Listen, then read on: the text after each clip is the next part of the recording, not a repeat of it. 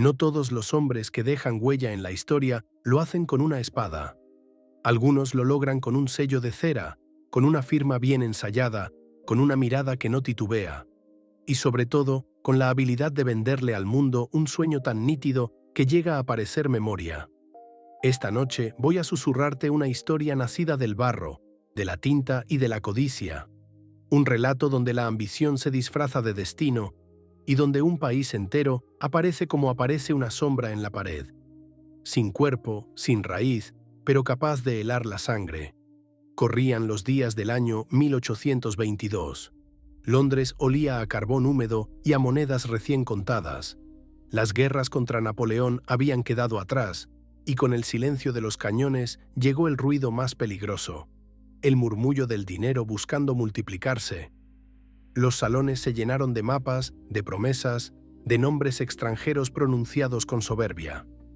América era la palabra de moda, América era la fiebre, y en ese clima, donde la razón dormía envuelta en terciopelo, apareció un hombre. No era un criminal común. No tenía manos manchadas de barro ni uñas rotas de cavar tumbas. Tenía uniforme de gala, medallas que tintineaban como campanas pequeñas y una arrogancia pulida en el espejo. Caminaba como si el mundo le perteneciera por derecho natural. Decía ser soberano, no gobernador, no enviado. Soberano. Se hacía llamar el cacique de Pollais. Y aquí empieza el escalofrío. Pollais no existía. No era una colonia olvidada ni una isla mal registrada. No era un reino pequeño perdido entre la bruma. Era nada. Era aire vestido de bandera. Era una palabra diseñada para sonar antigua y legítima. Un nombre lo bastante raro como para parecer real y lo bastante cercano a lo exótico como para despertar deseo. El hombre detrás de esa nación fantasma se llamaba Gregor MacGregor. Un nombre escocés, duro como piedra. Un nombre que venía con herencia, con historia, con ruinas. Y él lo sabía. Lo explotó como se explota una mina. Golpe tras golpe, hasta sacar oro de donde solo había roca. MacGregor no solo inventó un territorio, construyó un mundo entero con la paciencia de un falsificador y la frialdad de quien mira a los demás como piezas. Dibujó mapas con ríos que jamás corrieron. Redactó leyes que nadie obedecería. Mandó imprimir billetes destinados a convertirse en papel mojado. Y preparó canciones, sí, canciones, para que sus colonos las cantaran en el mar mientras viajaban hacia su propia ruina. Porque esta historia no es solo un fraude, es una procesión hacia el desastre, un desfile de gente común cargando baúles, ilusiones y papeles oficiales, rumbo a una selva donde el único gobierno era el zumbido persistente de los insectos. Pero antes de que el océano se trague la esperanza, antes de que los barcos corten el agua como cuchillas, hay que mirar el origen, porque para levantar una mentira del tamaño de una nación, primero hay que levantar un hombre capaz de sostenerla sin parpadear. Y Gregor MacGregor nació para eso. Viajemos entonces conmigo. Dejemos Londres por un momento. Apaguemos las lámparas de gas, cerremos las puertas del club de caballeros y crucemos hacia el norte, a una tierra donde la niebla también sabe mentir. Escocia, finales del siglo XVIII. Allí nació Gregor MacGregor en el año 1786. Y no nació en una casa cualquiera. Nació bajo un apellido que, durante mucho tiempo, fue una maldición. El clan MacGregor arrastraba fama de rebeldía y violencia. Había sido perseguido, castigado, incluso prohibido. Hubo una época en que llevar ese apellido era un delito mortal. Imagina crecer sabiendo que tu nombre, el que te pertenece, podía costarte la vida. Imagina escuchar, desde niño, relatos de antepasados perseguidos por la corona, hombres endurecidos por la montaña, por el robo, por la guerra de clanes. No eran cuentos para dormir, eran instrucciones, semillas. Gregor creció respirando ese resentimiento y lo convirtió en combustible. No quería la vida del campesino. No quería mirar cómo la revolución industrial devoraba el campo mientras otros ascendían. Él se veía a sí mismo como otra cosa, un heredero de reyes antiguos, un guerrero destinado a recuperar un lugar robado por la historia. El uniforme para él no era vestimenta, Era armadura social, era llave, era máscara y al mismo tiempo trono portátil. Y aprendió pronto una lección que cambiaría su vida. Si no tienes un título, puedes inventarlo. Si tienes la fuerza para sostenerlo frente a los ojos de los demás. A los 16 años, con los últimos recursos de su familia, compró una comisión militar. Entró en un regimiento de infantería británico y comenzó a ascender, no tanto por mérito, sino por dinero. En aquella época, el rango podía comprarse como se compraba una acción. Y allí, en el ejército, encontró el gran taller donde pulió su arte. Aprendió a hablar como mando, a mirar como mando, a vestir como mando. Aprendió que la gente cree en el uniforme antes de creer en la verdad. Durante las campañas en la península ibérica, su hoja de servicios no brilla con hazañas claras. Hay sombras, vacíos, relatos vagos. Pero eso no lo detuvo. Si la realidad no le daba gloria, la inventaba. Y en los salones de Londres, lejos del barro de las trincheras, la mentira no necesitaba pruebas, solo necesitaba aplomo. Así, el capitán sin fama volvió convertido en coronel de leyenda. Se adjudicó medallas, se atribuyó heridas, habló de grandes generales como si fueran viejos amigos, y Londres lo escuchó, porque Londres, cuando huele oportunidad, afloja la duda. Esa fue la primera estafa, estafó su propia biografía, la vistió con oro, la perfumó, la convirtió en un producto, y cuando comprendió que la reputación podía fabricarse, el siguiente paso era inevitable. Si puedes inventarte a ti mismo, también puedes inventarte un país. Pero aún faltaba el escenario perfecto, aún faltaba el lugar donde el caos hiciera imposible comprobar los detalles, donde los ascensos no se compraran con libras, sino con audacia, donde un hombre con uniforme y lengua afilada pudiera convertirse en héroe en cuestión de semanas. Ese lugar estaba lejos, estaba bajo otro sol, y se llamaba Caracas. En la próxima parte te llevaré al momento en que MacGregor cruza el océano buscando una guerra ajena para escribir su propia leyenda. Allí conocerá a figuras reales, se acercará a familias poderosas, y aprenderá algo aún más peligroso que la mentira. Aprenderá a usar la verdad como anzuelo. Caracas no era un destino turístico, era un cuchillo desenvainado. Cuando Gregor MacGregor puso un pie en aquellas tierras, la ciudad ardía en ideas y pólvora. La independencia no era un concepto elegante en un libro, era una fiebre que partía familias, levantaba ejércitos improvisados y dejaba cadáveres en caminos sin nombre. En ese caos, un hombre como él podía florecer. No necesitaba pruebas impecables, necesitaba oportunidad. Y la guerra, cuando es joven, acepta impostores si estos saben caminar con paso firme. MacGregor llegó presentándose como lo que Londres ya había aprendido a aplaudir. Un oficial británico de alto rango, curtido, con experiencia, con visión. No como un aventurero, no como un mercenario, como un aliado de lujo.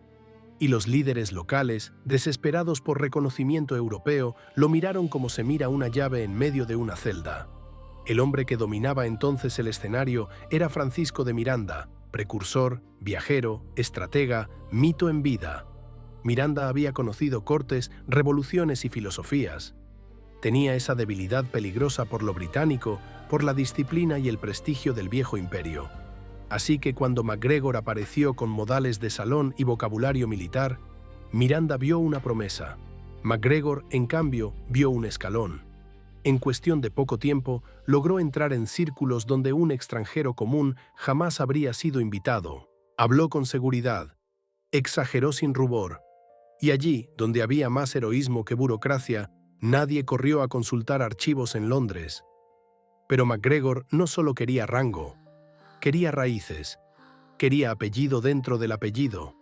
Por eso hizo una jugada que parecía romántica y era, en realidad, quirúrgica. Se casó con Josefa Antonia Lovera, sobrina de Simón Bolívar. Una puerta, un puente, un blindaje social. En una sola noche, el escocés pasó de ser forastero a ser pariente. Y en una sociedad donde los vínculos familiares eran moneda fuerte, esa alianza era más valiosa que cualquier medalla. Durante un tiempo, MacGregor actuó como si estuviera hecho para ese mundo. Participó en campañas, comandó hombres, tomó ciudades. Su valentía, real o performativa, no era fácil de medir. Lo cierto es que en América, rodeado de generales auténticos, él se movía con una energía distinta. Tal vez por necesidad, tal vez porque, al fin, la máscara tenía un escenario digno. Había algo excéntrico en su conducta. Crónicas lo describen aferrado a sus uniformes pesados, negándose a vestir como los demás, aún bajo el sol que derrite el pensamiento. En el llano, donde la ropa debía ser ligera y práctica, él insistía en parecer noble, como si la apariencia pudiera obligar al mundo a obedecer. Pero la guerra no premia la elegancia. La guerra premia la adaptación. La Primera República de Venezuela se derrumbó. Un terremoto en Caracas lo destruyó todo. Las tropas realistas avanzaron como una marea oscura. Miranda terminó preso. Muchos murieron, otros huyeron. Y MacGregor ya estaba mirando hacia el próximo horizonte. No era un hombre de lealtades profundas, era un hombre de supervivencia. Sin embargo, su paso por esa guerra le dejó algo que valía más que cualquier dinero que pudiera robar en Londres. Una credencial auténtica, polvo real, pólvora real, firmas reales, un título que, aunque inflado, tenía base. General de división. Ese título sería, para él, un escudo para el resto de su vida, porque un fraude grande no se sostiene solo con imaginación. Se sostiene con pequeñas verdades incrustadas como remaches en una estructura falsa. Pero había un problema. Simón Bolívar. Bolívar no era ingenuo. Tenía una mirada que cortaba. Para él, MacGregor era útil, sí, pero sospechoso. Un mercenario con modales de príncipe. Un pariente político incómodo. Un hombre demasiado enamorado del brillo de su espada. Entre ambos hubo un duelo silencioso de egos y ambiciones. Bolívar soñaba con un continente unido, MacGregor soñaba con un feudo, y cuando un hombre sueña con su propio reino, tarde o temprano se cansa de obedecer. Las tensiones crecieron. MacGregor tomaba decisiones por su cuenta. Se comportaba como si el mando fuera un derecho natural. Su condescendencia era casi insultante. Y Bolívar, que ya lidiaba con caudillos y conspiraciones, no estaba dispuesto a tolerar otra sombra. MacGregor lo sintió, y no esperó a ser expulsado. Se fue antes, abandonó el corazón del ejército independentista y empezó a moverse por su cuenta, más cerca del corsario que del general republicano. Allí, lejos del control de Bolívar, pudo hacer lo que mejor hacía: improvisar soberanía. Su siguiente escenario sería un lugar perfecto para ensayar el truco más peligroso, la apariencia de Estado. Una isla en la costa de Florida, un territorio español en decadencia, poblado por contrabandistas, piratas y rumores. Amelia Island. MacGregor llegó a los puertos de Charleston y Savannah reclutando hombres, pero no los reclutaba como se recluta un grupo de desesperados. Les vendía una causa. Les hablaba de una supuesta coalición americana que lo había autorizado a liberar Florida. Documentos falsos, comisiones inventadas, sellos nacidos de la tinta. Con una fuerza pequeña desembarcó. Y lo increíble ocurrió. Los españoles, al verlo con uniforme imponente y seguridad absoluta, huyeron casi sin combatir. La autoridad, cuando se representa bien, puede espantar incluso a la realidad. Una vez dueño de la isla, MacGregor no se dedicó a construir una comunidad sólida. Se dedicó a construir símbolos, diseñó una bandera, una cruz verde. Se proclamó brigadier general de una nación nueva. Nombró funcionarios, abrió aduanas, emitió moneda, vendió tierras. Creó soberanía de utilería, y el ensayo fue perfecto, porque aprendió, allí, la lección que luego sería la tumba de cientos. Si haces que un lugar parezca un país, la gente te entregará su dinero antes de preguntar si ese país existe. Amelia Island no duró. Estados Unidos no toleró aquel teatro en su patio trasero. MacGregor lo supo, y antes de que lo expulsaran, hizo otra maniobra que parece una broma cruel. Vendió la isla a un pirata francés. Vendió algo que no le pertenecía. Y se fue con dinero fresco. Ahí, en ese acto, nació el MacGregor definitivo. Ya no era solo un hombre con ambición, era un arquitecto de fraude territorial, un vendedor de soberanía. Y entonces regresó a Europa. Regresó a Londres no como un aventurero, sino como un príncipe tropical recién llegado del borde del mapa. Regresó listo para su obra mayor. En la próxima parte, te llevaré al momento exacto en que la mentira se viste de terciopelo londinense, cuando MacGregor entra en los salones con un nuevo título, una nueva nación y un plan que convertiría el deseo humano en una máquina de muerte. Londres lo recibió como si regresara un cometa. No como vuelve un hombre cansado, no como vuelve un soldado sin empleo. MacGregor regresó con el paso de quien trae noticias del otro lado del mundo, con el perfume del trópico pegado al relato y con la mirada entrenada para detectar la debilidad ajena. Era el año 1821. La ciudad era el corazón financiero del planeta. Había dinero de sobra y un hambre constante de negocios nuevos. Tras las guerras napoleónicas, la paz había dejado un vacío extraño. La gente necesitaba otra emoción, y la encontró en la especulación. Los capitales se amontonaban buscando una puerta hacia la riqueza. Las nuevas repúblicas americanas eran un rumor dorado. Cada mapa de ultramar parecía esconder minas. Cada nombre extranjero parecía prometer intereses altos. La City se comportaba como un gran salón de apuestas, pero con guantes blancos. MacGregor observó ese clima y comprendió algo simple. Londres ya no quería historias de batalla. Quería historias de fortuna. Así que no volvió como general de paso. Volvió como soberano. Se presentó con un título que parecía salido de una crónica antigua. El cacique de Pollay. Lo pronunció con naturalidad, con la calma de quien no improvisa. Y esa fue su primera victoria. Porque la mentira, cuando se dice como si fuera un dato aburrido, se vuelve peligrosa. Según su versión, el rey de la etnia misquita, en la costa de Honduras, le había cedido un territorio inmenso como recompensa por sus servicios. Un país fértil, ordenado, rico.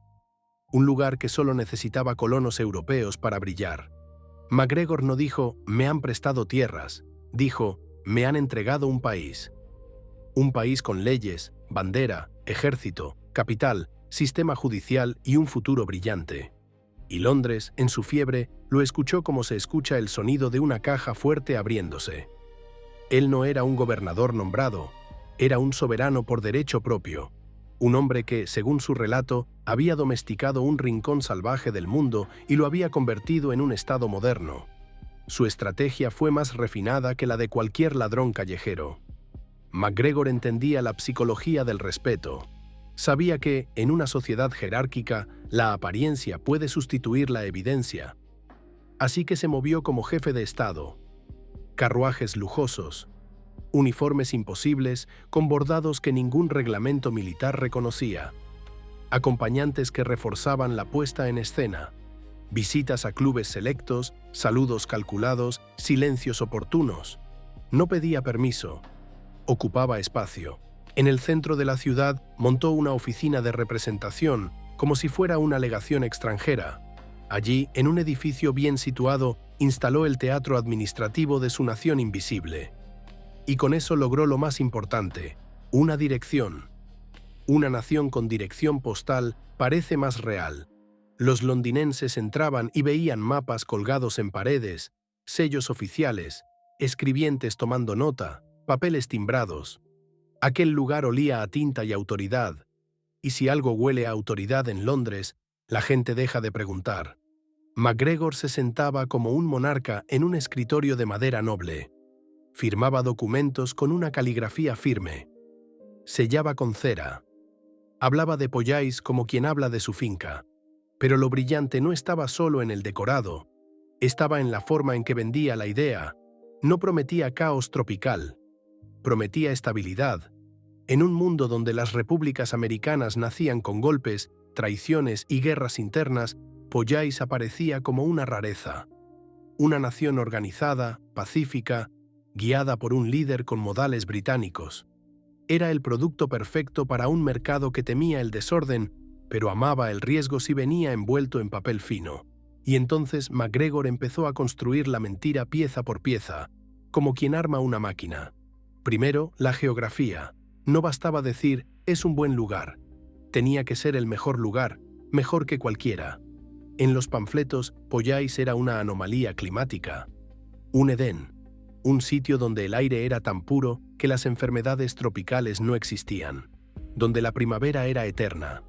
Ese detalle era venenoso porque atacaba un miedo real.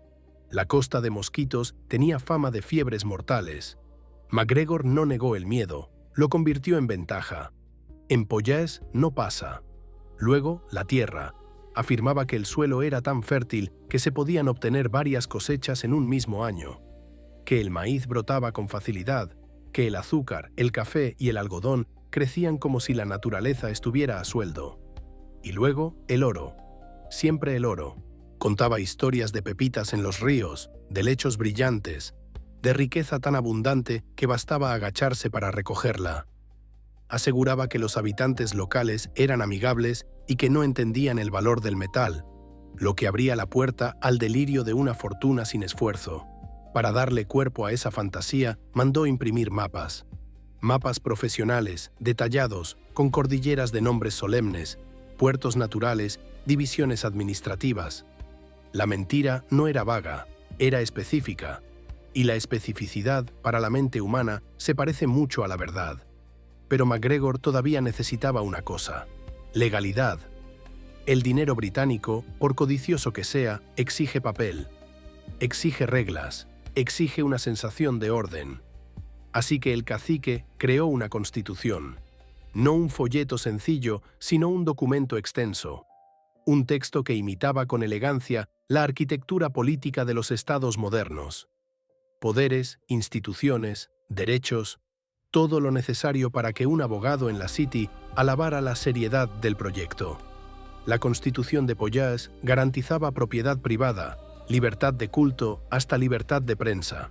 Sonaba como una versión mejorada de Gran Bretaña, pero con más tierra y menos aristócratas molestos. Y sin embargo, en la cima de esa estructura democrática había una figura con poderes amplios: el propio cacique. El veneno estaba oculto en el orden, un Estado de derecho en papel, diseñado para esconder una autocracia real. Luego vino la capital, Saint Joseph. No podía haber país sin ciudad, no podía haber soberanía sin piedra. MacGregor describió Saint Joseph como una joya neoclásica en medio del trópico. Avenidas amplias, edificios blancos, plaza central, palacio de gobierno con columnas, teatro real con óperas europeas, catedral con vitrales traídos de lejos, clubes para caballeros, jardines para paseos elegantes y un puerto profundo, protegido, con muelles activos, almacenes, aduanas y un banco central. La ciudad era tan detallada que parecía ya construida. La gente podía imaginar el sonido de los carruajes sobre el empedrado inexistente. Y eso era, precisamente, lo que él quería. Cuando un lugar se puede imaginar con tanta claridad, la mente comienza a tratarlo como si ya fuera un recuerdo. Pero faltaba todavía la pieza más peligrosa: una voz externa que confirmara el relato. Porque una mentira dicha por su creador siempre huele a interés. En cambio, una mentira dicha por un tercero parece testimonio. Así nació el libro, un volumen serio, voluminoso, con aire de tratado geográfico, firmado por un supuesto capitán, Thomas Strangeways. En sus páginas se describía Pollés con tono científico, con tablas y consejos prácticos. Qué llevar, cómo sembrar, qué vestir, cómo comerciar, incluso un pequeño vocabulario de los nativos. Ese libro no era propaganda común, era la Biblia del proyecto. MacGregor comprendía un mecanismo cruel. Si alguien lee un manual detallado sobre cómo vivir en un lugar, deja de considerar la posibilidad de que el lugar no exista. En las mesas de Londres y Edimburgo, la gente empezó a hablar de Pollés como si fuera una certeza, como si fuera inevitable, como si ya estuviera ocurriendo, y en esa atmósfera, MacGregor dio el paso que separa al embaucador del arquitecto de ruinas. Empezó a vender, no solo tierras, vendió futuro, vendió dignidad, vendió el sueño de ser alguien. En la próxima parte te llevaré a la maquinaria exacta con la que convirtió esa ficción en dinero real: bonos, préstamos, billetes, sellos, y una oficina donde la mentira se podía tocar con la mano. Allí, la City de Londres pondrá su firma, y el océano empezará a prepararse. El fraude, para crecer, necesita una forma estable. Necesita volverse rutina, necesita parecer administración. MacGregor lo sabía. Por eso, cuando Pollais ya había tomado vida en la imaginación de Londres, el cacique pasó de ser narrador a ser fabricante de documentos. Porque una fantasía contada en un salón puede desvanecerse con el primer gesto de duda. En cambio, una fantasía impresa, sellada y archivada, se vuelve pesada, se vuelve seria, se vuelve real. Y en la City, la seriedad tiene precio. El centro de su escenario fue una dirección concreta, un número, un edificio con puertas que se abrían como si detrás hubiera un estado. Allí instaló lo que llamaba la representación oficial de Pollais, un lugar donde los visitantes no solo escuchaban historias, las firmaban. Los que entraban veían mapas enormes colgados como si fueran cartas náuticas de la Marina Real. Veían escribientes, formularios, registros. Veían sellos. Veían funcionarios con aire de disciplina. Veían el teatro completo del poder. Y la mente humana, cuando ve un teatro bien montado, se olvida de buscar el escenario verdadero. En esa oficina, MacGregor empezó a vender tierras con una calma casi litúrgica. Los títulos se entregaban con ceremonia, con tinta que brillaba fresca, con cera roja aplastada contra papel fino. Cada documento llevaba un lenguaje legal diseñado para tranquilizar. No era cómpreme selva, era adquiera propiedad garantizada por el Estado. Pero MacGregor fue más allá, mucho más. Entendió que el dinero no fluye solo por codicia, también fluye por vanidad. Y en la Gran Bretaña de ese tiempo, la vanidad tenía forma de rango, de cargo, de puesto. Así que vendió cargos públicos. Un hombre que en Londres era nadie podía salir de esa oficina convertido en funcionario de aduana de una nación tropical. Un contable cansado podía comprar el título de tesorero. Un abogado sin clientela podía convertirse en magistrado. Un veterano sin guerra podía volver a ser capitán, coronel, oficial. Todo tenía precio, y cada compra creaba un cómplice emocional. Porque quien paga por un título necesita creer que ese título vale algo. Si no, tendría que mirarse al espejo y aceptar la vergüenza. MacGregor no estaba reclutando empleados, estaba reclutando creyentes. Luego vino el golpe más brillante, el más sucio, el que convirtió el aire en un producto financiero respetable: el préstamo. En el mes de octubre del año 1822, el cacique lanzó en Londres un préstamo nacional enorme, una suma de 200.000 libras esterlinas. No era una colecta pequeña, no era un favor entre amigos, era deuda soberana, colocada como si Pollais fuera una nación reconocida, un estado más en el tablero del mundo. Y aquí la historia se vuelve más inquietante, porque MacGregor no actuó solo en la sombra.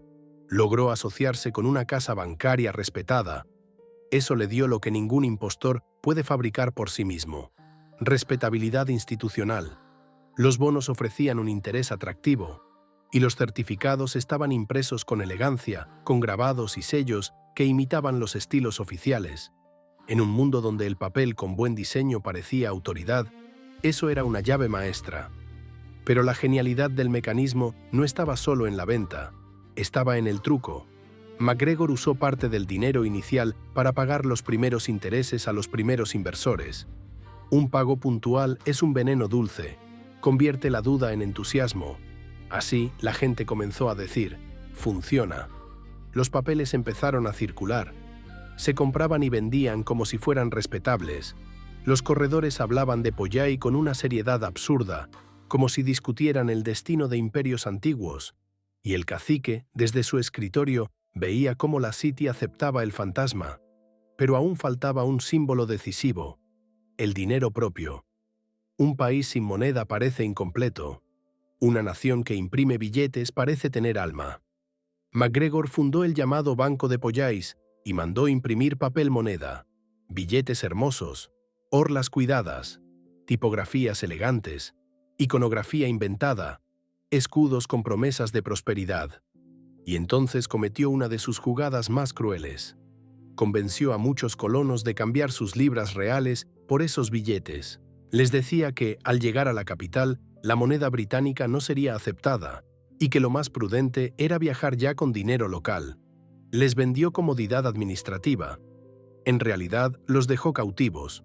porque una vez que entregabas tu dinero real por papel de polláis, ya no podías volver atrás sin admitir que estabas participando en un engaño. Y nadie quiere admitirlo cuando ha puesto su vida entera sobre la mesa. Así, en Londres, un puñado de billetes impresos se convirtió en cadenas invisibles. Mientras tanto, la propaganda hacía su trabajo. Los periódicos publicaban notas favorables. Los panfletos circulaban. En tabernas se cantaban canciones sobre la tierra prometida. El nombre Polláis se volvió familiar, casi cotidiano. Y MacGregor apuntó con precisión a su presa favorita, Escocia. No fue un accidente, fue cálculo. Escocia vivía despojos, expulsiones, pobreza, orgullo herido. Había gente dispuesta a creer en un nuevo comienzo. Y MacGregor, con apellido escocés y uniforme brillante, parecía un líder natural. A esos hombres y mujeres no les vendió solo tierra, les vendió dignidad. Les prometió que al cruzar el mar dejarían de ser siervos para volverse fundadores, que el océano lavaría la humillación y los devolvería como señores. Y entonces empezó el movimiento real. Los barcos. En la próxima parte te llevaré al puerto, al momento exacto en que la Esperanza sube a cubierta vestida con sus mejores ropas. Te llevaré al primer barco, al primer grupo, a la salida que parecía un himno y terminaría siendo un lamento. Hay despedidas que parecen una fiesta. Y sin embargo, cuando uno mira hacia atrás, descubre que eran funerales con música. En el puerto de Leith, cerca de Edimburgo, el aire tenía ese frío húmedo que se mete en los huesos sin pedir permiso. Allí, en un día de septiembre del año 1822, la gente se reunió para ver partir un barco que en la imaginación colectiva no era un barco. Era un puente hacia la grandeza. Se llamaba Honduras Packet. En el muelle, 70 personas se acomodaban como podían entre baúles y cajas. Había familias enteras. Ancianos que habían vendido lo último que poseían. Padres jóvenes con niños que no entendían por qué el mar parecía tan inmenso. Hombres que apretaban documentos oficiales como si fueran escudos. Mujeres que cuidaban porcelanas y sábanas con la ternura de quien cree que habrá una casa esperando al otro lado. Algunos lucían uniformes verdes, los dragones de Polláis. El tejido era pesado, inadecuado para el trópico, pero nadie pensaba en el trópico real. Pensaban en el trópico de los folletos, brisa constante, primavera eterna, noches suaves. El muelle, además, tenía sonido. Había melodías de despedida, había gritos de ánimo, había orgullo. La partida se vivía como un acto casi patriótico. Escoceses saliendo al mundo para fundar una nueva vida bajo el mando de uno de los suyos. Y MacGregor no estaba en el barco. Eso, visto desde lejos, ya era un presagio, pero nadie lo quiso leer. Él se quedó en tierra, como un señor que supervisa, saludando con guante, con esa calma de quien no abandona nada, porque en realidad no arriesga nada. Los que partían habían entregado todo. Él solo había entregado palabras. Cuando las velas se abrieron y las amarras se soltaron, el barco se alejó entre vítores. Muchos lloraron, sí, pero lloraron de emoción. Creían dejar atrás la pobreza, la vergüenza, la vida pequeña. El horizonte se tragó Escocia y con ella la última oportunidad de regresar sin culpa. En alta mar, la vida se volvió una repetición de esperanza. Pasaron semanas cruzando el Atlántico. En cubierta hablaban de Saint Joseph como si fuera un lugar al que ya hubieran ido. Planeaban casas, cargos, negocios. Los hombres discutían reglamentos como si la capital existiera, como si las calles tuvieran ya nombres grabados en piedra. Los oficiales pulían botones, repasaban sus rangos, ensayaban ceremonias. Había algo casi teatral a bordo, una jerarquía ficticia, firmada en Londres, actuando como si el océano fuera un pasillo de palacio. Y el libro, el maldito libro, circulaba como escritura sagrada.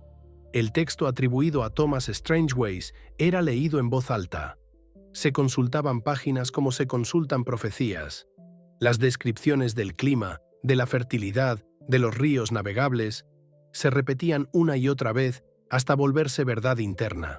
Si alguien dudaba, era silenciado. No con violencia, sino con fe. Una fe endurecida por la inversión, por el orgullo, por el miedo a admitir que tal vez todo era un error, porque admitirlo en medio del mar era mirar al abismo sin baranda. Y mientras ese barco avanzaba hacia el trópico, MacGregor en Londres organizaba el siguiente. Otro cargamento humano. La mentira ya era logística. Llegó noviembre. El barco avistó tierra. La gente se agolpó con catalejos. Buscaban un puerto, un faro, una línea de construcciones. Buscaban las cúpulas blancas de St. Joseph, el brillo de una ciudad viva. Y lo que vieron fue otra cosa. Una costa baja, monótona, cubierta por vegetación cerrada. Ninguna señal humana, ningún muelle, ninguna bandera, solo verde, agua y silencio. Hubo un desconcierto que duró poco, porque la mente, cuando teme, se defiende con negación. Pensaron que se trataba de un error de navegación, que el puerto verdadero estaba más allá, tras un recodo, tras una curva del río. El capitán decidió desembarcar en la zona que los mapas señalaban como punto clave, la desembocadura del llamado Río Negro. Las barcazas se acercaron, los primeros pies tocaron la arena, y el mundo se quebró. El suelo era blando, lodoso, como si la tierra no quisiera sostenerlos. Las botas se hundían. El aire era un vapor espeso, cargado de humedad y olor a vegetación podrida. No había brisa limpia, no había sensación de primavera eterna, había calor pegajoso, un calor que no acaricia, aplasta, y los mosquitos aparecieron como humo vivo, nubes enteras. El zumbido era constante, como un coro siniestro. En pocos minutos la piel se llenó de picaduras, y los niños empezaron a llorar sin entender por qué el aire los atacaba. Los colonos bajaron baúles, muebles, herramientas, incluso objetos absurdos. Pianos, vajillas, ropas de gala. Todo lo que tenía sentido en una ciudad se volvió carga inútil en un pantano.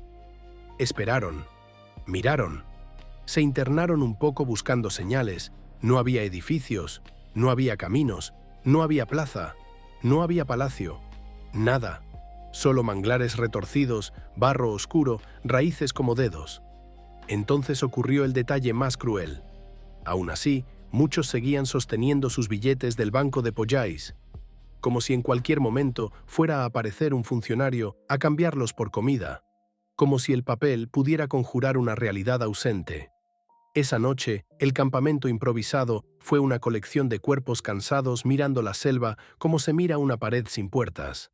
Algunos todavía hablaban de St. Joseph como si estuviera más adentro.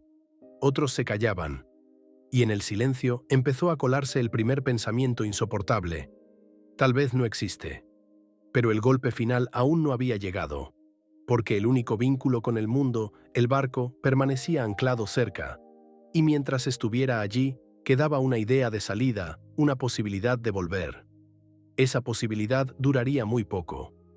En la próxima parte te contaré cómo la tormenta y la decisión del capitán cortaron la última cuerda, cómo los colonos quedaron realmente abandonados, y cómo el sueño de fundar una nación se convirtió en una lucha por un sorbo de agua.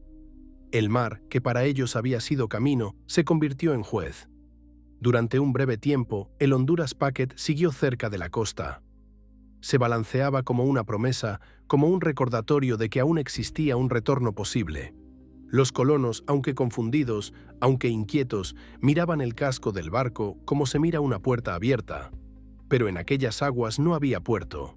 No había abrigo, no había muelles, solo bancos de arena traicioneros y una costa que parecía diseñada para romper naves. Y entonces llegó la tormenta. No una lluvia escocesa, paciente y gris. Una tormenta tropical, brutal, repentina, que cae como si el cielo se rompiera. El viento gritó. Las olas se levantaron como paredes. El mar cambió de humor en cuestión de instantes. Desde la playa, los colonos vieron cómo el barco luchaba por mantenerse a distancia de los bancos de arena. La tripulación, aterrada, comprendió algo que a los pasajeros les costaba aceptar. Quedarse allí era perderlo todo, incluida la vida de los marineros. El capitán dio la orden de levar anclas. Al principio, algunos pensaron que era una maniobra momentánea, que el barco se alejaría para resistir el temporal y luego volvería, que sería cuestión de horas, pero el barco se fue, y no regresó. Cuando la tormenta pasó, la playa amaneció con un silencio insoportable. Los colonos miraron el horizonte buscando velas, buscando una silueta, buscando una prueba de que no estaban solos. No había nada, solo el mar. Allí, en ese instante, la ficción se transformó en abandono real. Ya no eran colonos, eran náufragos en tierra firme. Lo que ocurrió después no fue una caída lenta. Fue una degradación inmediata, como si el trópico supiera que ahora podían ser devorados sin testigos. Primero, el refugio. Habían traído lona, sí, y algunas herramientas, pero no sabían construir en ese clima. Intentaron levantar tiendas, improvisar techos con ramas. La lluvia lo destruía todo. Las estructuras colapsaban. El suelo, blando, tragaba estacas. Cada noche era humedad, temblor, cansancio. Dormían sobre barro, despertaban con barro. Vivían pegados al barro. Luego, el agua. En Escocia, el agua es paisaje. Aquí era un enemigo. Los folletos hablaban de ríos cristalinos. En la realidad, lo que había eran charcos de agua oscura, salobre, cargada de sedimento. Al beberla, empezaban los vómitos. La garganta se inflamaba. La diarrea llegaba como castigo. Algunos cavaron en la arena buscando agua dulce. Encontraron más sal. Otros recolectaban lluvia en recipientes sucios. Esa lluvia, tan esperada, se volvía a veces un caldo contaminado. La sed se volvió una presencia constante. No era solo falta de agua. Era una obsesión que se apoderaba del pensamiento. Los niños lloraban. Los adultos miraban el cielo como se mira a un Dios que no responde. Después la comida. Las provisiones que lograron bajar del barco eran insuficientes y, peor aún, no resistían el clima. La harina se humedecía. La carne salada, bajo ese calor, se llenaba de larvas. El moho aparecía como una segunda piel sobre todo lo que era orgánico. Intentaron pescar. Sus métodos no servían. Intentaron cazar. La selva no era un bosque europeo. Era un muro de espinas, de insectos, de humedad que no deja respirar. Y allí ocurrió una escena que define toda esta tragedia.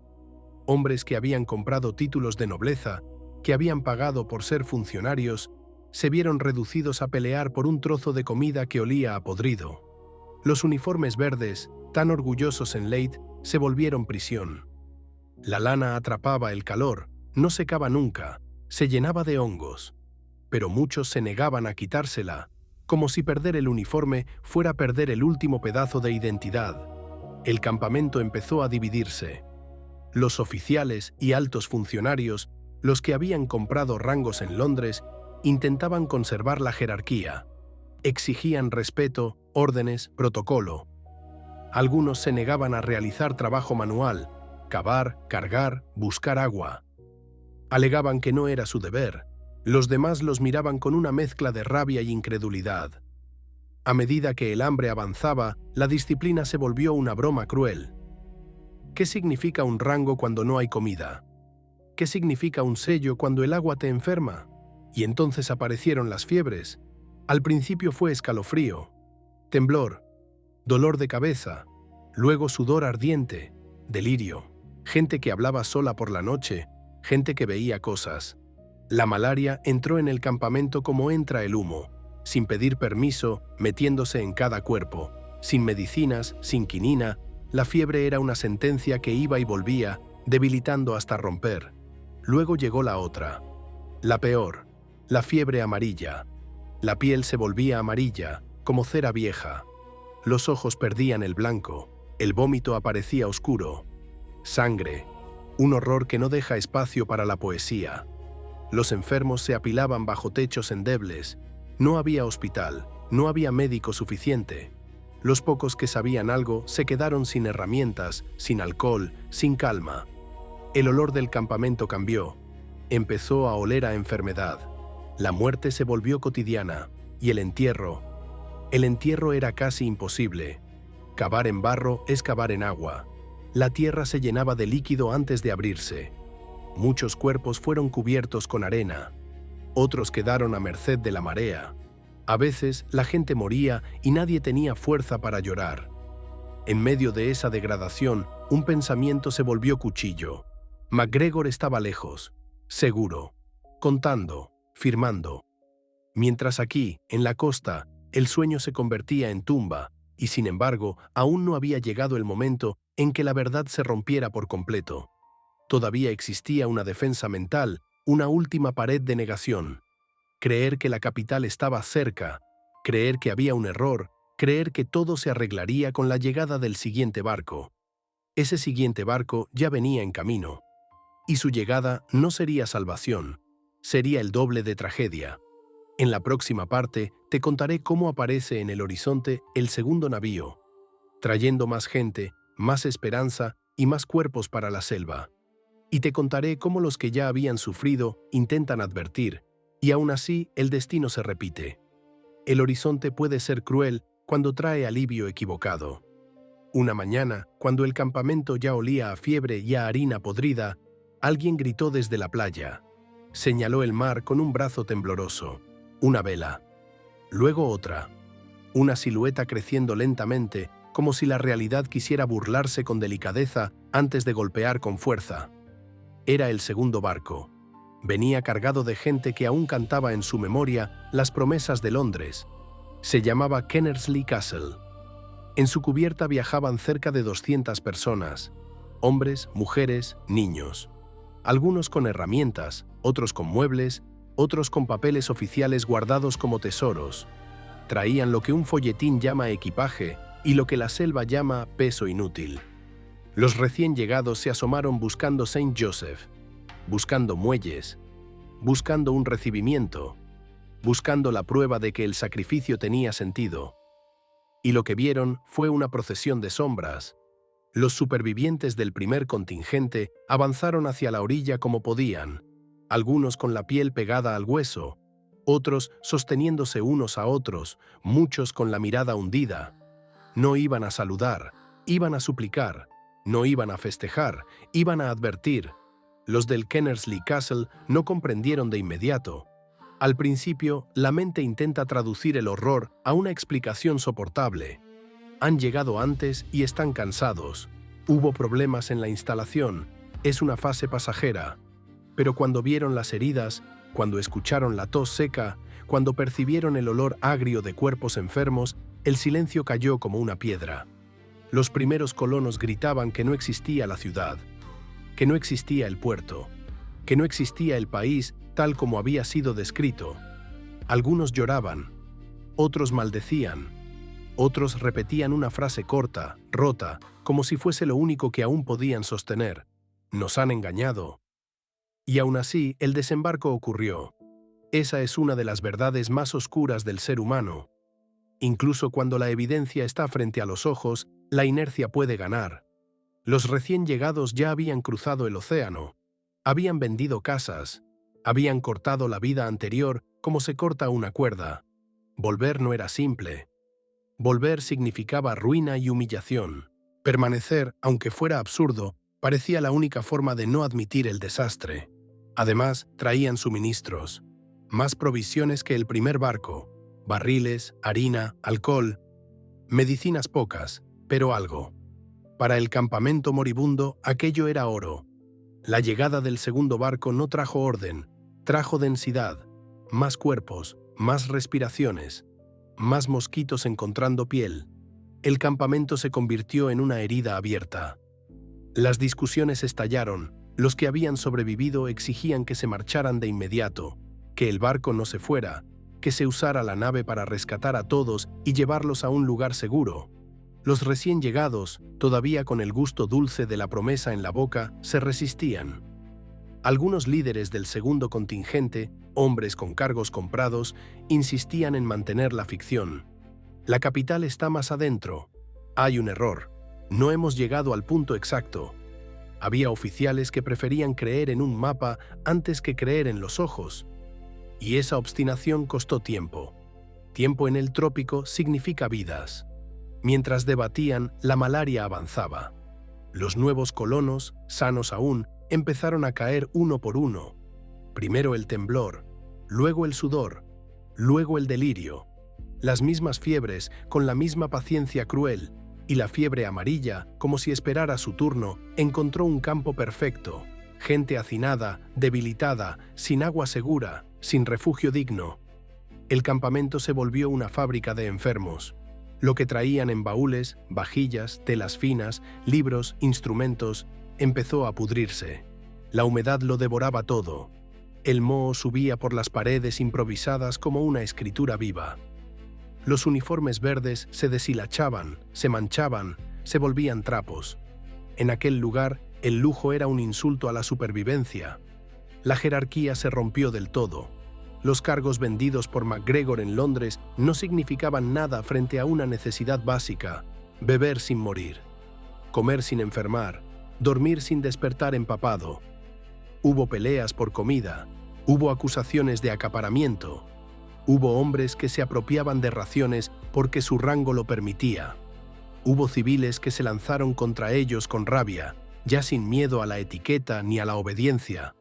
La nación que MacGregor prometió, con su constitución y sus poderes, existió por un instante en la mente de quienes firmaron papeles. Allí, bajo el zumbido, se desintegró. Lo que quedó fue una comunidad quebrada, sin mando real, sin disciplina útil, sin esperanza clara. Y en medio de ese colapso apareció el primer rayo de realidad externa: los misquitos, los verdaderos dueños de esa costa. A diferencia del retrato cómodo que MacGregor había vendido en Londres, ellos no eran figuras decorativas ni un fondo exótico. Eran personas que conocían cada curva del terreno, cada planta comestible, cada peligro. Los misquitos observaron a aquellos europeos como se observa un accidente, con sorpresa y en algunos casos con piedad. Vieron muebles hundidos en el barro, vieron hombres con medallas inútiles temblando de fiebre, vieron madres intentando calmar niños sin agua limpia. El rey misquito, un líder que entendía política, no un personaje de cuento, comprendió que aquello podía traer problemas con los británicos si la tragedia se hacía demasiado visible. Y por mezcla de cálculo y humanidad, permitió ayuda. Los misquitos enseñaron lo que el manual jamás podría enseñar: cómo encontrar agua dulce, cómo construir techo con palma, cómo reconocer alimentos que no matan. Pero también dijeron la verdad que rompía el último hilo del engaño. Esas tierras no eran de MacGregor. MacGregor no tenía autoridad para vender nada. Los títulos eran papel, los billetes eran papel. Y el país era un sonido vacío. Para muchos colonos, esa confesión fue más violenta que la fiebre, porque significaba que no había mal comienzo ni mala organización que arreglar. Significaba que todo, desde el primer anuncio hasta el último sello, había sido diseñado para empujarlos hacia allí, hacia una playa que no esperaba a nadie. Y aún con ayuda misquita, el desastre era enorme. El trópico no perdona cuerpos debilitados. La muerte siguió. El campamento esperaba un milagro, pero lo único que podía salvarlos era un rescate real, desde un lugar real, con banderas reales. No de Pollais, de la autoridad británica en la región. Esa salvación llegaría desde el norte. En la próxima parte te contaré cómo se enteran en Belice de la existencia de este infierno, cómo parte una misión, cómo se organiza una evacuación y qué precio emocional tiene sobrevivir para volver a Londres con las manos vacías y el alma rota. Belice no era un mito, era madera, muelles, disciplina colonial. Era un punto real en un mapa real. Y por eso, cuando el rumor llegó, sonó imposible. Un buque mercante que navegaba por la zona avistó movimiento extraño en la costa. Señales improvisadas, humo irregular, gente en la playa. No era comercio, no era un asentamiento oficial, era otra cosa. Algo torpe, desesperado, como un mensaje escrito con uñas. El aviso corrió hasta las autoridades británicas de Belice, y allí un gobernador con experiencia, hombre de administración imperial, acostumbrado a fiebres y tormentas, recibió la noticia con incredulidad y luego con alarma. Súbditos británicos estaban muriendo en masa en la costa de Mosquitos. Nadie había autorizado una colonia allí. Nadie había registrado un estado llamado Pollais. Nadie había visto embajadores, tratados, barcos oficiales. Y aún así, había gente muriendo bajo ese nombre.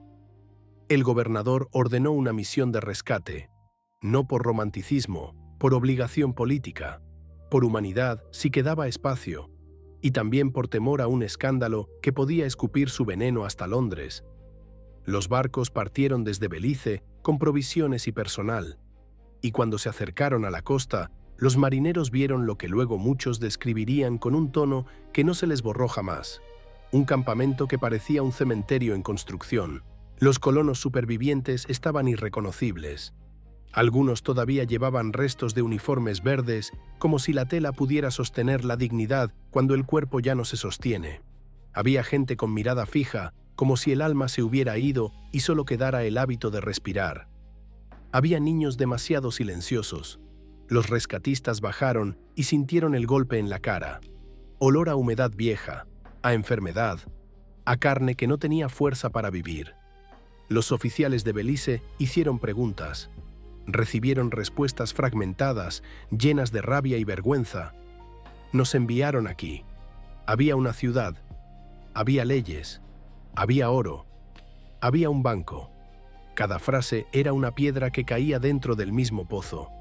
Y entonces aparecieron los papeles, títulos de propiedad con sellos, pasaportes, nombramientos, billetes impresos con orlas elegantes, la burocracia de la nada. Los británicos entendieron algo que no era solo tragedia humana, era un crimen de una sofisticación enferma. Porque no habían enviado a esa gente a un mal negocio, la habían enviado a una muerte probable. La evacuación fue difícil. Muchos colonos ya no podían caminar. Fueron cargados en camillas improvisadas, sostenidos por brazos que también temblaban. Algunos morían mientras los movían, otros llegaban al bote, veían el barco de rescate y lloraban sin lágrimas, porque el cuerpo ya no tenía agua ni para eso. En la playa quedaron abandonados objetos que no tenían sentido en ese mundo: pianos, prensas, muebles pesados, vajillas. Todo lo que un europeo llevaba para vivir bien quedó allí como evidencia muda de la mentira. La selva lo reclamaría todo, sin prisa. En Belice, los supervivientes fueron recibidos como refugiados, no como colonos ilustres. Los hospitales estaban acostumbrados a la fiebre, pero no a la historia. Allí se trató cuerpos, pero nadie podía reparar lo que el engaño había hecho en la mente. Los médicos anotaban causas de muerte con palabras que suenan limpias en papel y son horror en la piel. Fiebres, disentería, agotamiento. Los pacientes deliraban. Algunos gritaban nombres, otros preguntaban por Saint Joseph todavía, como si la verdad tardara en llegar al cerebro. Y en medio de ese proceso, el golpe final administrativo cayó como martillo. Pollais no existía para el gobierno británico. No había reconocimiento, no había tratados, no había Estado. El dinero de Pollais no valía nada. Los billetes, tan bonitos en Londres, eran papel muerto. Los colonos escucharon esto como se escucha una sentencia, porque muchos habían cambiado sus libras reales antes de embarcar. Habían entregado oro por tinta, y ahora estaban en Belice, enfermos, sin recursos, sin hogar, sin dignidad. El gobernador envió informes urgentes a Londres, informes que hablaban de una colonia fantasma, de un desastre humanitario, de un tal MacGregor, de papeles falsos y de muertos. El océano esta vez traería la verdad de regreso, y cuando la verdad llegó a Inglaterra se convirtió en escándalo. Pero el escándalo no siempre significa justicia. Los números fueron tomando forma. De los cerca de 250 colonos que partieron en aquellos primeros viajes, murieron alrededor de 180, 2 de cada 3. Una cifra que no suena real hasta que uno imagina la repetición de funerales sin ataúd. Y los que sobrevivieron para cargar con algo peor que el hambre: la vergüenza. Volvieron a Londres y a Escocia como espectros, como prueba viviente de una credulidad convertida en tumba. Muchos no tenían dinero ni para pagar el camino de regreso a su aldea. Otros se escondieron, cambiaron nombre, evitaron miradas. Porque una tragedia así, en una sociedad orgullosa, no solo destruye cuerpos, destruye reputaciones. Sin embargo, algunos no aceptaron el silencio. Algunos buscaron a MacGregor, querían verlo caer, querían arrancarle la máscara en público, querían que el mundo entendiera que aquello no fue mala suerte. Fue un diseño.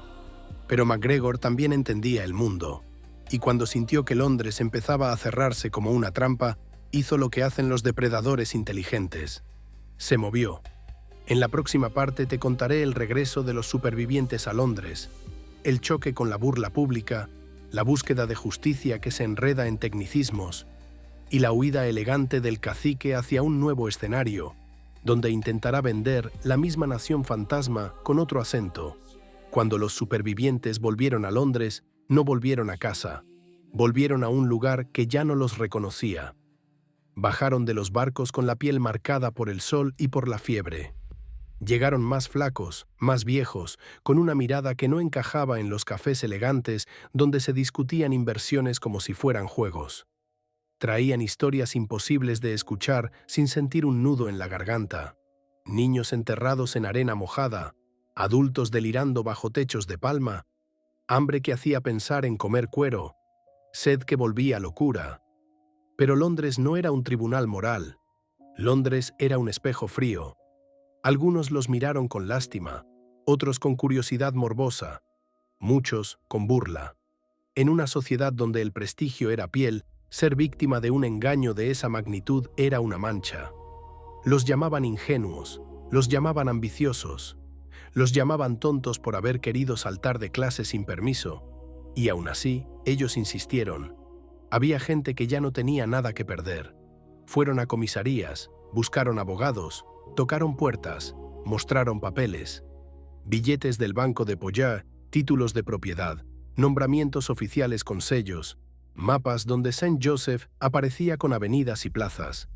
Eran pruebas, sí, pero también eran parte del problema. Estaban tan bien hechas que confundían incluso a quienes debían juzgar, porque MacGregor no había robado con cuchillo, había robado con formas legales, había envuelto su crimen en lenguaje burocrático y en instituciones prestadas, y allí apareció el muro, la ambigüedad. Los abogados del sistema podían decirlo con una frase helada. Invertir en el extranjero es arriesgado. Colonizar es arriesgado. Comprar tierra lejos es arriesgado. ¿Cómo demostrar con las leyes de aquel tiempo que no fue solo una mala apuesta? Los supervivientes respondían con otra realidad. No fue un riesgo aceptado, fue una mentira fabricada. La capital era falsa. Los ríos eran falsos. El banco era falso. El país era falso. Y sin embargo, en los salones de la City todavía había quienes se aferraban a la ilusión. Había inversores con bonos que no querían ver caer su valor. Había intermediarios que habían cobrado comisiones y preferían no recordar cómo habían participado en la maquinaria. Había gente con interés en que la verdad sonara como exageración. La tragedia se volvió batalla de relatos. Mientras tanto, MacGregor jugó su carta más vieja y más eficaz, la inversión del culpable. Publicó textos, envió cartas a periódicos. Se presentó como víctima de una conspiración. Dijo que el proyecto de Pollais era legítimo y que había sido saboteado por subordinados incompetentes, por capitanes cobardes, incluso por autoridades coloniales que, según él, temían el nacimiento de una potencia rival en el Caribe. Culpó a los muertos, culpó a los que habían regresado, los acusó de debilidad, de falta de vigor, de no haber estado a la altura del desafío. Esa táctica era brutal, pero funcionaba con un mecanismo viejo. Mucha gente prefiere creer que las víctimas hicieron algo mal, porque admitir la maldad pura de un estafador tan audaz hace que el mundo parezca demasiado inseguro. MacGregor también explotó su halo militar. Hablaba de su pasado en América como si fuera un certificado de honor eterno. Y ese pasado, aunque manchado, tenía elementos reales. Eso le daba una base para sostener la máscara. Pero la presión crecía, no siempre por moral, por ruido, por vergüenza pública, por el temor de que la estafa dañara la imagen del sistema financiero. Y entonces MacGregor decidió no enfrentarla. La huida no fue una carrera desesperada. Fue una retirada elegante. Liquidó lo que pudo, movió fondos, cerró puertas con calma y cruzó el canal hacia Francia, donde las noticias llegaban más lentas y el idioma podía servir como niebla. París lo esperaba con otra clase de hambre.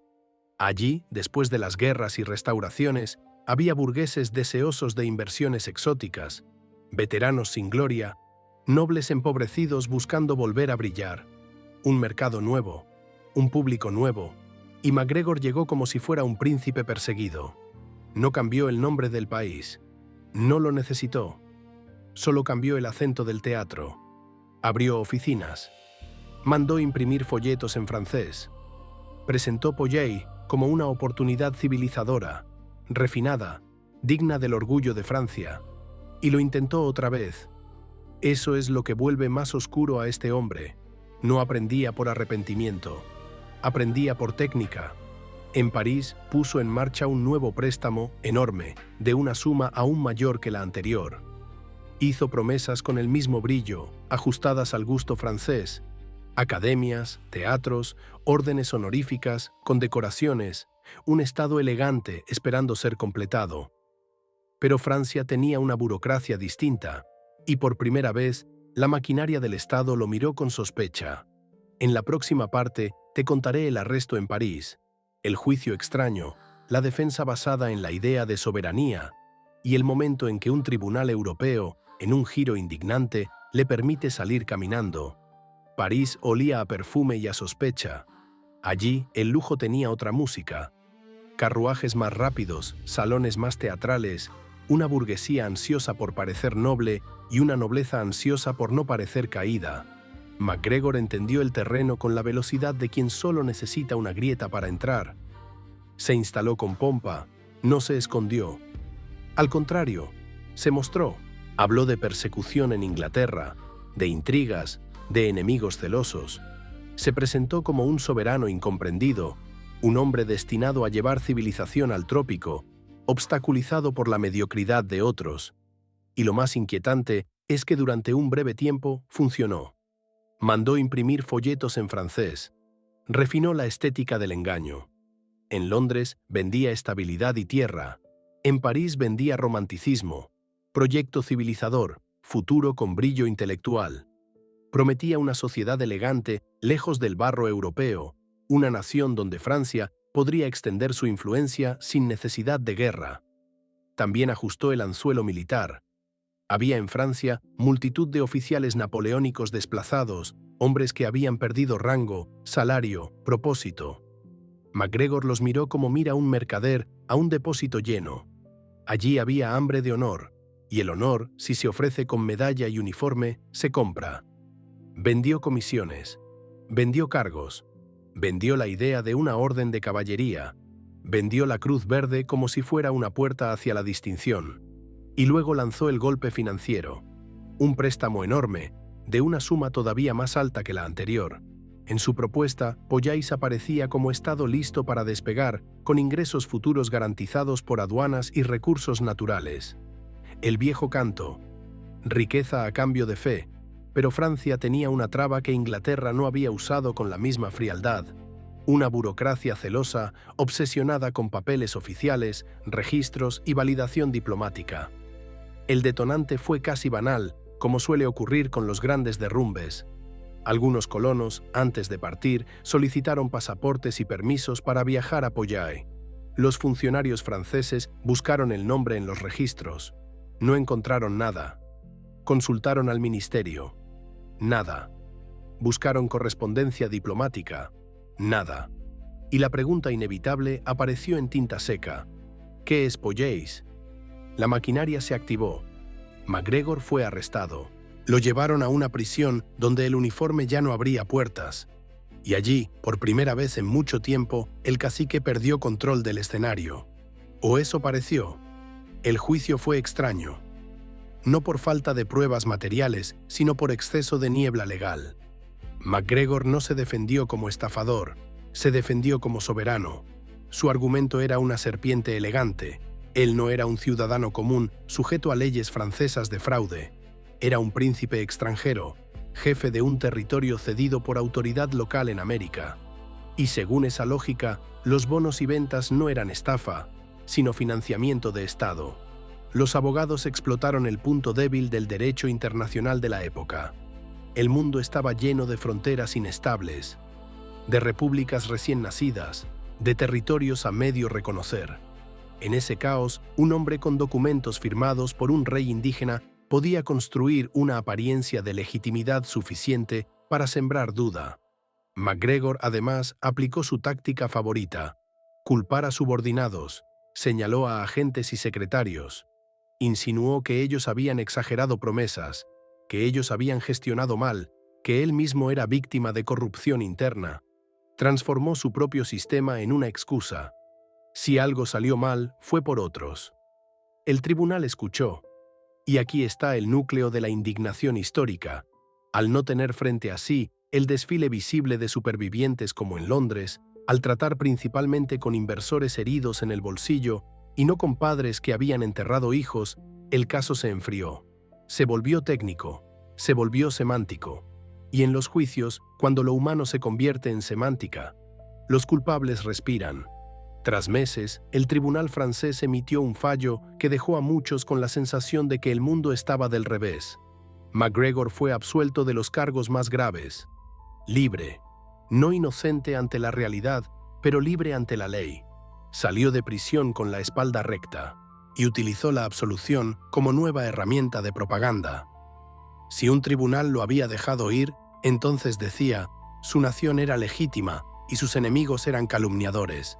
Sin embargo, aunque la ley lo soltó, el mercado empezó a cerrarle la puerta. El nombre Pollais ya olía demasiado a desastre. Incluso los codiciosos saben huir cuando el olor se vuelve demasiado fuerte. MacGregor comprendió que Europa, por fin, se le enfriaba. Y entonces hizo lo que hacía mejor: cambió el escenario otra vez.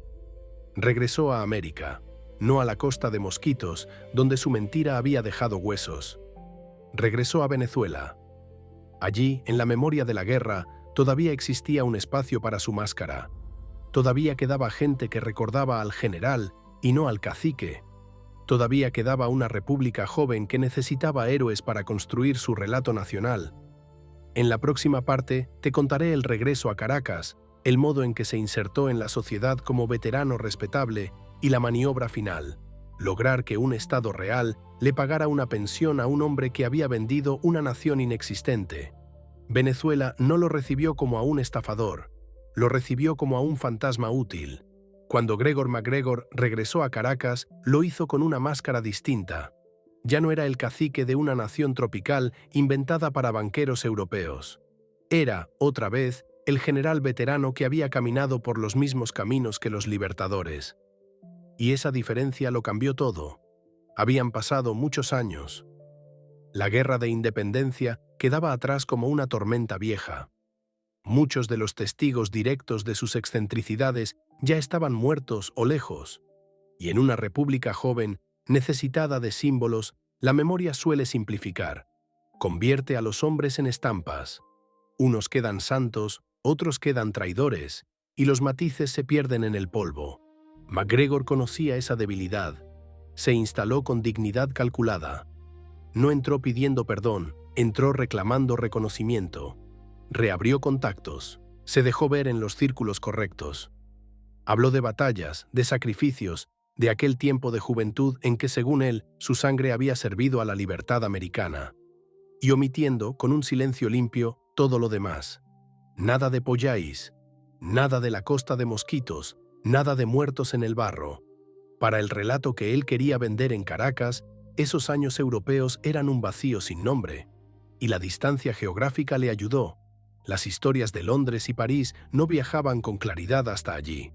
Llegaban como murmullos deformados, si llegaban. Luego vino su maniobra más fría. MacGregor presentó al Estado venezolano una petición formal para que se le reconocieran méritos y compensaciones por sus servicios militares en la independencia.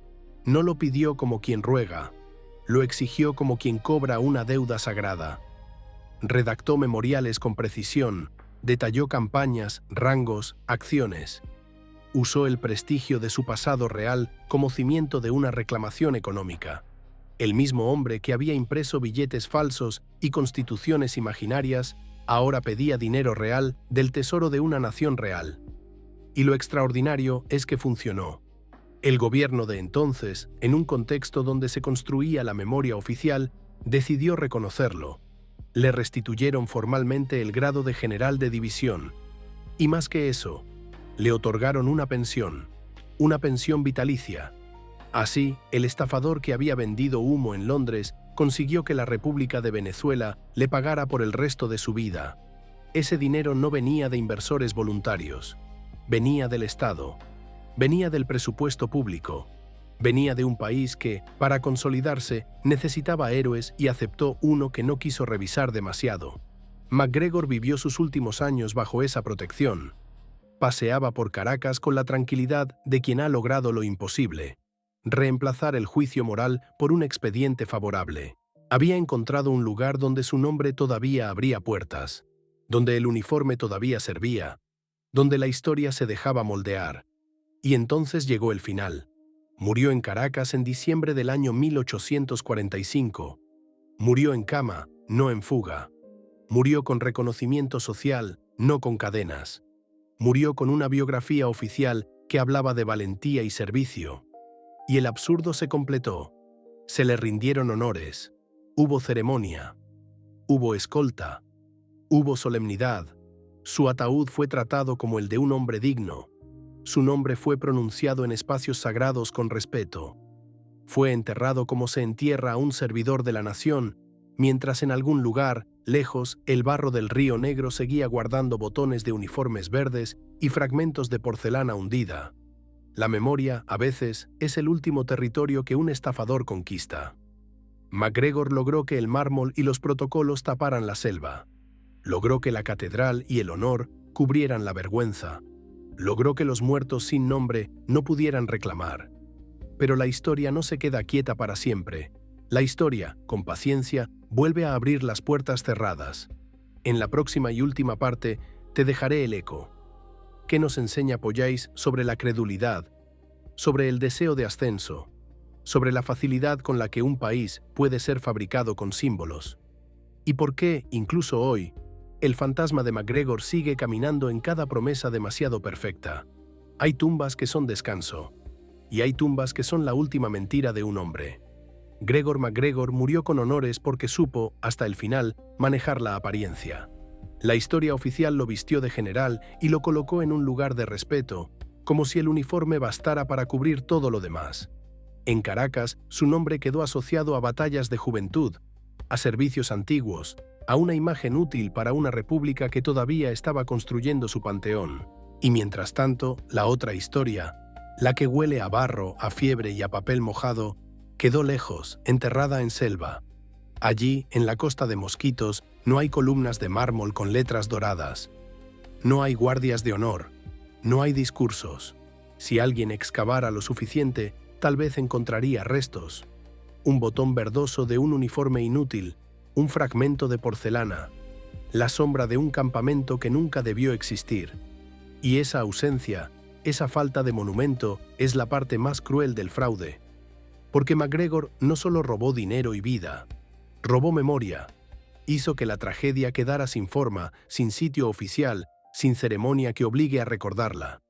Pollais fue una nación de aire, sí, pero el daño fue pesado, muy pesado. Lo que hizo MacGregor no fue únicamente prometer riqueza, fue vender dignidad. En una Gran Bretaña donde la escalera social era casi un muro, la gente quería una salida. No querían solo oro, querían ser vistos, querían dejar de inclinar la cabeza. Querían una vida donde el trabajo no fuera sinónimo de humillación eterna. MacGregor entendió eso con claridad depredadora. No les ofreció una utopía igualitaria. Eso habría sonado extraño, incluso sospechoso. Les ofreció una sociedad jerárquica donde ellos estarían arriba. Les dio títulos, rangos, despachos, papeles que hacían sentir a un hombre importante por primera vez en su vida. Les vendió una identidad nueva, y la identidad es un hambre capaz de devorar la prudencia. Esa es la llave psicológica de Pollais. La gente no cayó solo por codicia, sino por deseo de pertenecer a algo grande. Y MacGregor también entendió otro mecanismo, el exceso de detalle. Una mentira vaga se desarma rápido. Una mentira específica se defiende sola, porque la mente humana confunde precisión con verdad. Mapas con ríos y montañas, constitución con artículos, billetes con grabados, vocabularios de idioma local, nombres de calles, edificios imaginarios descritos con textura. Todo eso no era decoración, era ingeniería mental. Hizo que la gente pudiera ver Saint Joseph antes de verla. Y cuando el cerebro ve algo con suficiente nitidez, lo trata como realidad futura inevitable. Por eso, incluso al llegar al pantano, muchos tardaron en aceptar lo obvio. Porque no estaban solo en una costa inhóspita, estaban dentro de una historia que ya habían ensayado durante meses. El autoengaño no fue estupidez simple, fue defensa ante el terror de reconocer que lo habían perdido todo. Hay otra lección, más fría, más estructural. MacGregor no hizo esto solo, no en el sentido operativo, sino en el sentido ambiental. La City de Londres estaba preparada para creer. Había capital sin destino, hambre de rendimientos altos, fiebre por bonos extranjeros. En ese clima, las verificaciones se vuelven lentas, molestas, innecesarias. Cuando la codicia gobierna, la duda es vista como cobardía. Pollais fue también un retrato del sistema.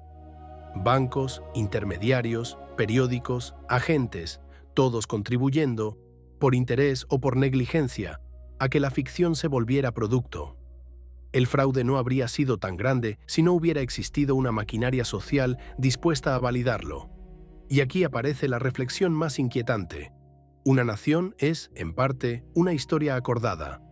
Bandera, constitución, moneda, mapas, sellos.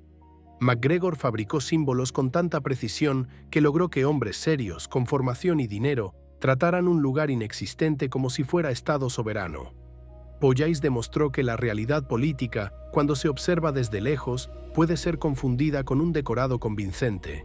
En otras palabras, MacGregor mostró cuán frágil puede ser la frontera entre una institución verdadera y una institución bien actuada.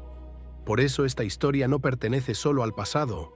No es un cuento exótico del siglo XIX, es un espejo. Cada vez que alguien promete un paraíso sin mostrar el suelo, cada vez que una oportunidad suena demasiado perfecta, cada vez que un papel elegante pretende reemplazar la evidencia, el fantasma de Pollais vuelve a caminar.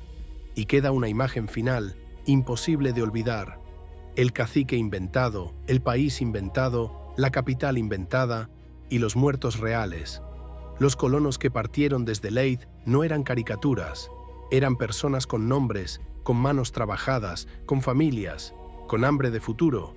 Y ese futuro fue tragado por un pantano porque alguien, en Londres, supo hablarles con el tono exacto.